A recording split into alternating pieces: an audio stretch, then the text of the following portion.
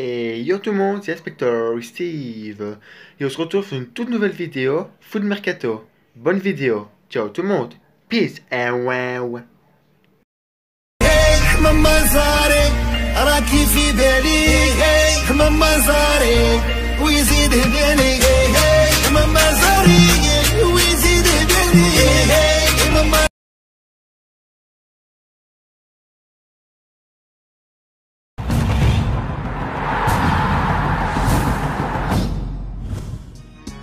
Bonjour à tous, on commence ce tour de la presse sportive en Espagne où un homme a marqué les esprits hier soir.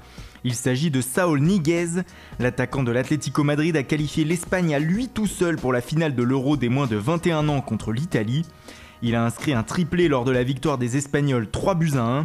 Le journal Marca s'interroge donc sur son avenir ce matin et selon le média espagnol, l'Atlético Madrid va blinder son jeune joueur à son retour de l'Euro. Une manière de lui montrer son importance au sein du club et surtout d'éloigner les grosses écuries européennes potentiellement intéressées.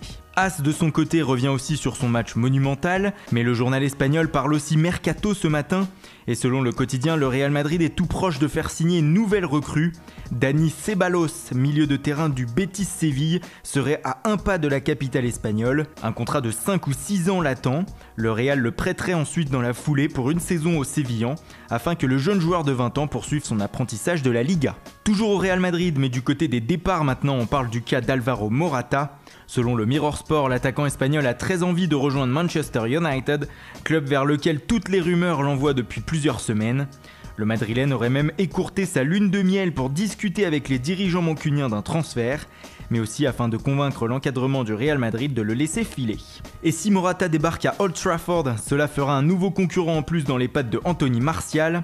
Le Français, de moins en moins utilisé par José Mourinho, réfléchirait à un départ cet été. Selon le Daily Express, l'ancien monégasque aurait même prévenu le technicien portugais qu'il allait quitter Manchester United, les dirigeants lui indiquant que si une proposition décente arrivait, il ne le retiendrait pas. Le site internet anglais prête à Arsenal, Tottenham ou encore West Ham des envies de le rapatrier, mais selon le média, le Paris Saint-Germain serait le plus chaud sur ce dossier, et Martial serait même très enthousiaste à l'idée de rejoindre le club de la capitale. Valence et le RB Leipzig seraient aussi venus au renseignement. Retour en Espagne avec la suite du feuilleton Marco Verratti au FC Barcelone. Le quotidien catalan Sport fait à nouveau sa une ce matin sur le prodige italien. Et selon le média, le FC Barcelone a fixé un ultimatum à Verratti et au club de la capitale sur ce dossier. Si l'international italien ne se présente pas à la reprise de l'entraînement le 4 juillet prochain au Camp des Loges, alors les Blaugrana lanceront leur assaut final pour enrôler le hibou. Ils sont prêts à lâcher au maximum 80 millions d'euros selon le quotidien. Pas sûr que ce genre d'initiative plaise beaucoup aux dirigeants du PSG. Et enfin on termine cette revue de presse par un hommage. L'ancien international français Stéphane Paille nous a quittés hier à l'âge de 52 ans d'une maladie foudroyante. Le quotidien L'Équipe lui consacre plusieurs pages ce matin. L'étoile filante, titre le journal français. Grand ami de Cantona, Paille avait notamment décroché un titre de champion d'Europe espoir avec Canto en 1988. Il a aussi porté à 8 reprises le maillot de l'équipe de France. Joueur de Sochaux, Bordeaux ou encore Caen, Paille était aussi devenu un entraîneur reconnu du côté d'Angers, de Cannes ou d'Évian-Thonon-Gaillard. Cette revue de presse lui est dédiée. Voilà, c'est tout pour aujourd'hui. Merci pour votre fidélité, bonne journée et rendez-vous dès ce soir pour un nouveau journal du Mercato.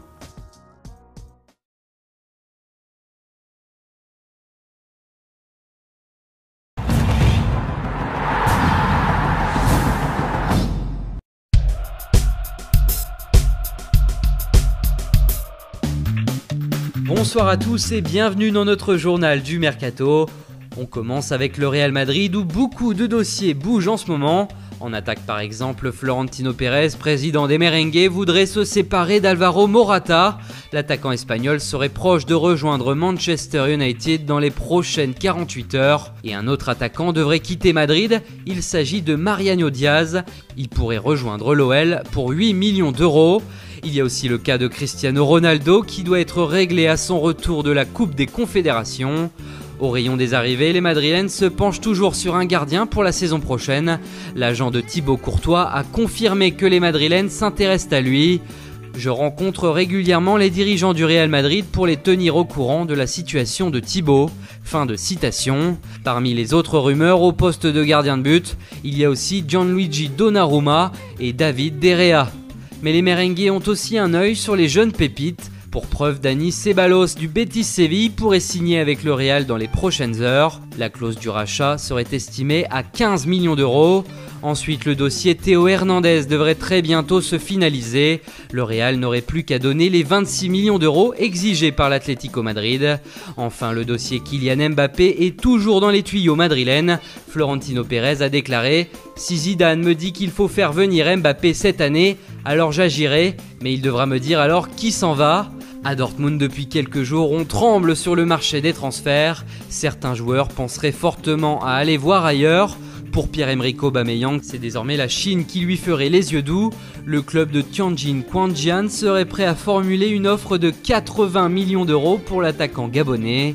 Ensuite, il y a le cas d'Ousmane Dembélé qui est courtisé par le FC Barcelone et par le Paris Saint-Germain. Le club parisien justement qui souhaiterait également enrôler Raphaël Guerreiro.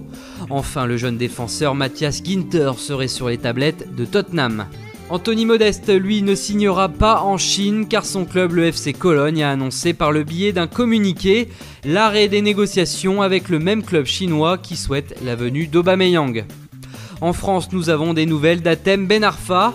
Contacté par notre rédaction, le conseiller proche du joueur nous a confié « Il lui reste 1 an de contrat et rien ne le force à partir. Hatem va respecter son contrat. » Voilà qui est clair, l'ancien niçois ne penserait donc pas à un départ du PSG cet été.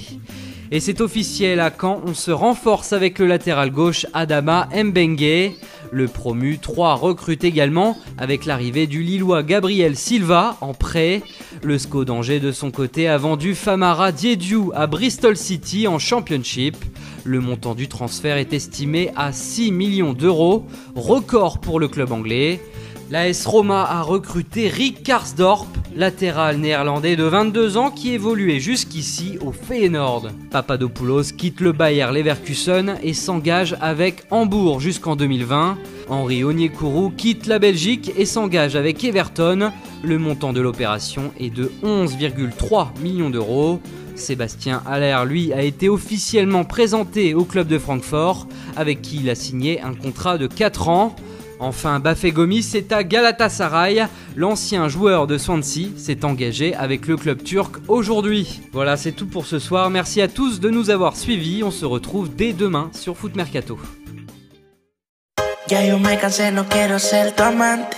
Remix, Te digo de mi parte, Ozuna Bad ya Bunny, no aguanto más. Nicky Jam, Ya no aguanto ver el otro como dice que se le va tuyo.